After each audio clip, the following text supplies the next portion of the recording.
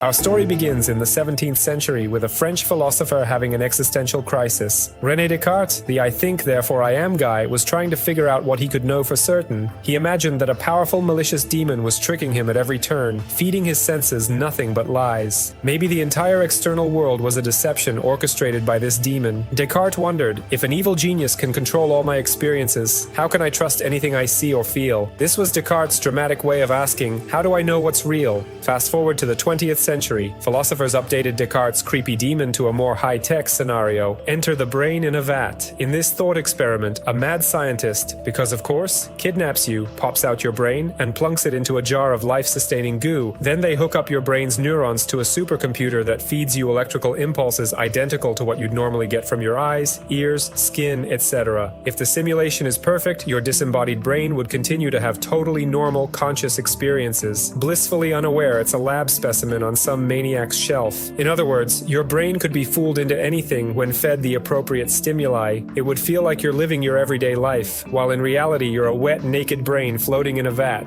Yikes. This scenario didn't pop out of nowhere. It was hinted at by various philosophers, but it was Hilary Putnam in 1981 who made the brain in a vat thought experiment famous in modern philosophy. Putnam basically asked, if you were a brain in a vat, getting all the same inputs you normally get, how could you possibly know? You couldn't. From inside your mind, it would all seem normal. This makes brain in a vat the ultimate skeptical hypothesis. It's a lot like the plot of The Matrix, where human brains, still in skulls but plugged into vats of goo, live in a simulated world without knowing it. In fact, The Matrix filmmakers were clearly inspired by this very idea. They just added Kung Fu and Keanu Reeves for good measure. So the big freakout here is an epistemological one. Epistemology did our theory of knowledge. If you were a brain in a vat, all your perceptions would be exactly the same as they are now. As far as you, the brain, can tell, nothing is amiss. You taste the coffee, feel the warmth of your mug, hear the intro music of this video, it all seems real. Therefore, as the classic argument goes, you can't be sure that you're not just a brain in a vat, since any evidence you find could be part of the fake simulation. If we can't rule it out, does that mean we know anything for sure? Hello, philosophical skepticism. This is the kind of thing that keeps philosophers up at night. Before you resign yourself to existential dread, though, Putnam had a cheeky twist. He argued that the statement, I am a brain in a vat, would be either false or meaningless if it were actually true. Huh?